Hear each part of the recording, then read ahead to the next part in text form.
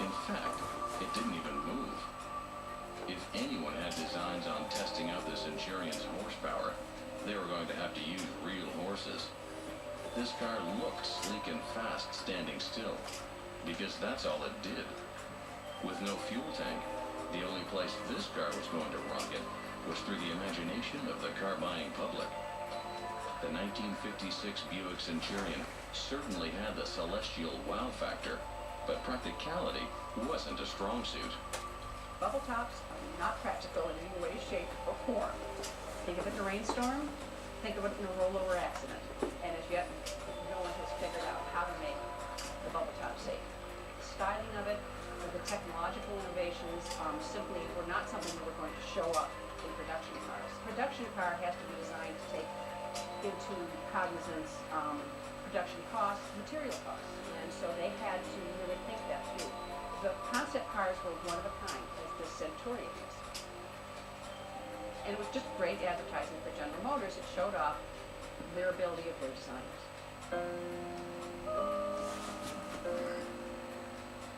Years later, Buick would go on to mass produce a car dubbed the Centurion. But it wasn't the type of car that George Jetson would drool over.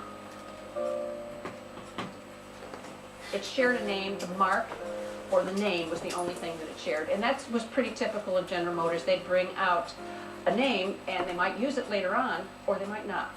As a matter of fact, when the Centurion was finally produced as a mark, it looked nothing like this car. The final production version of the Centurion had a very short run, from 1971 to 1973. But the 1956 concept car captured the hearts and minds of car enthusiasts and of the company that designed it.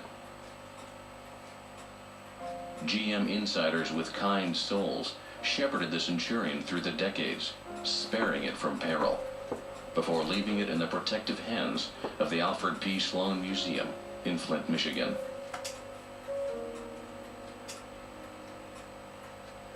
We know very little about what actually happened with this car.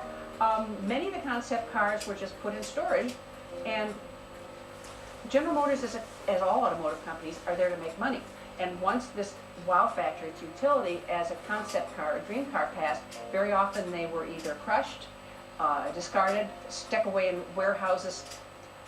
We got this from General Motors directly, and someone at General Motors must have said, this is too cool to put through the crusher. Let's give it to a museum. There was 9 battalions of NVA.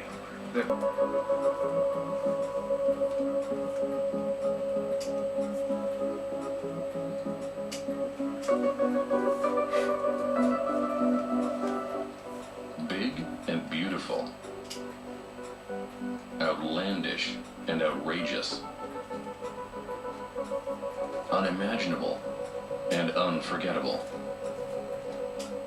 These are the concept cars of the mid-20th century. Love them or not, one look and it's hard to look away. But why?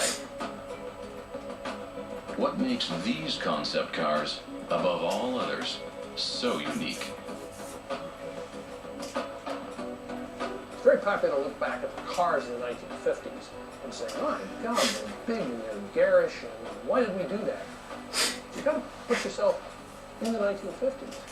The 50s and 60s really was a one-of-a-kind automotive era, never to be repeated.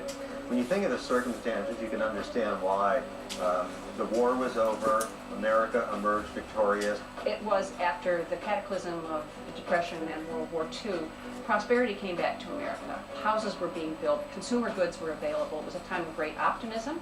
They'd known deprivation and sacrifice, and by God, they were going to get some reward for their sacrifice. And if it meant a big car painted turquoise and green that was 19 feet long and had tail fins, well, damn it, so what? That's what I want. I deserve it. And Americans couldn't wait for the future to get here, and cars embodied that.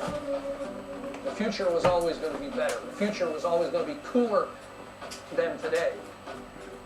To Detroit manufacturer seized upon that idea, and they started giving people little hints of the future, little ideas of what might be coming down the road. A magnificent Eldorado town car by Cadillac. When the concept cars were no longer useful to Ford, General Motors, Chrysler, I think those companies would much prefer to have seen them destroyed. They didn't want to worry about the liability. They didn't want their old concept cars getting in the wrong hands. They didn't want the hassle. They just wanted them to go away, and they wanted to move on. Oldsmobile's elegant golden rocket. Now that the years have gone by, 10, 20, 30, 40 years down the road, I think the manufacturers feel a little bit flattered and a little bit honored that people pay such high esteem to their cars. Anxious collectors are out there looking for them to restore them to their original glory. I think it's important to preserve cars and let people see them so they can understand where they've been. And understanding where you've been can help a whole lot in understanding where you're going.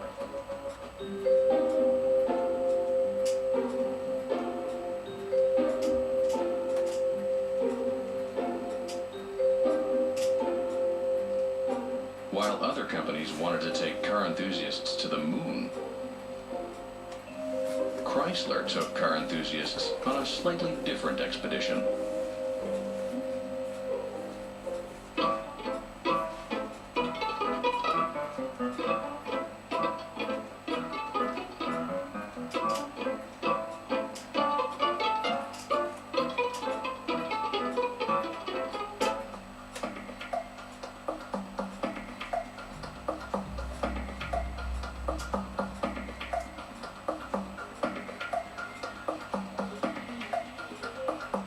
This car was designed so that Chrysler's Plymouth division can show it at auto shows and attract attention to the rest of their line.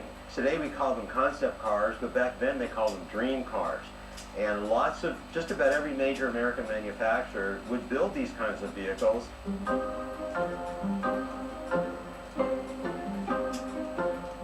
The early 1950s, the fight for market share in the automobile industry is raging. At the top of the heap, General Motors and Ford are duking it out. Over at Chrysler, sales are declining. The company needs an image overhaul, and Plymouth is the prime target. Plymouth was considered a stodgy car in the day, and Plymouth really needed something to sex up their line. Most people up until this time had looked at Plymouths and just considered them kind of very conservative cars, the kinds of cars that the old men wearing hats would drive. And they understood that the market was getting younger and younger, and they wanted their cars to look more the part. Designers at Chrysler knew that beating GM and Ford at their own game would be a tall order. They needed to find a way to differentiate themselves from their competitors. The plan? Design a series of eye-popping concept cars, but not just any concept cars. Chrysler wanted to combine space-age trends with true European exotica. So they approached Ghia, one of the most famous Italian automobile design and coach-building firms, and asked them to lend a hand. Chrysler liked to have a family resemblance to its cars, but they also really appreciated, almost more than any other American manufacturer, the Italian style and wanted to give their cars a very European look. After World War II, European styling was really where it was at. It was longer, it was lower, it was wider, it was clean, it was fresh. European design relied more on the form of an object than applied ornamentation. American design took a car, took a basic body, and then put chrome on it here, there. Let's put these taillights here. Let's put these bezels on here. Let's put this giant grille. Whereas Italian cars, you see very little chrome trim in comparison to what you've seen on American cars. Literally, they relied more on the shape than the decoration. This car has so many unusual and distinctive features embodied that it's a real study. When you look at this car, some of the more interesting things are not only the sculpted quality of the body, but also the lines on the side. Those white spears aren't applied. They're not trimmed. They're actually hammered into the body. They're a part of the body.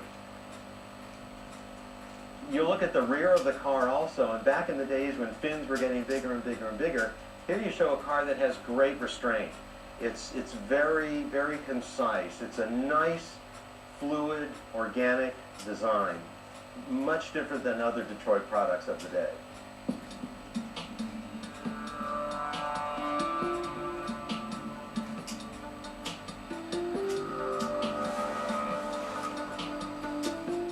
In an era of turbine engine experimentation and technical revelations, the 1954 Plymouth Explorer was different. It was about science, speed, and innovation, but it was also about the intangible too: fashion, flair, and seduction. Every American's continental fantasy. But did it work? This car gave the whole Plymouth line a certain cachet and a certain desirability that it didn't have before. It's a really brave try in the face of tradition. This car was about attracting attention for Plymouth on the show circuit. But in the end, widespread admiration would be this mystery car's sole achievement.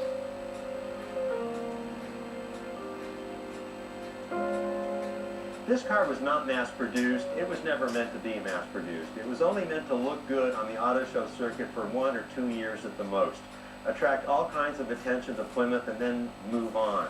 But this car, in its day, nothing was newer than that car. A year later, nothing was older. But there's a lot of things on here that just, because of how this car was built and because of the nature of a one-of-a-kind car, could not have made it onto production cars. There's some lines on this car that you could only achieve by hand hammering in one person at a time, individually, that you can't get on a big body press in Detroit. The 1950s drew to a close. The Plymouth Explorer had exhausted the show circuit. This beautiful concept car was almost lost to the obscurity of private ownership. Fortunately, it was saved from this fate. It's now under the care of the Peterson Automotive Museum in Los Angeles, California.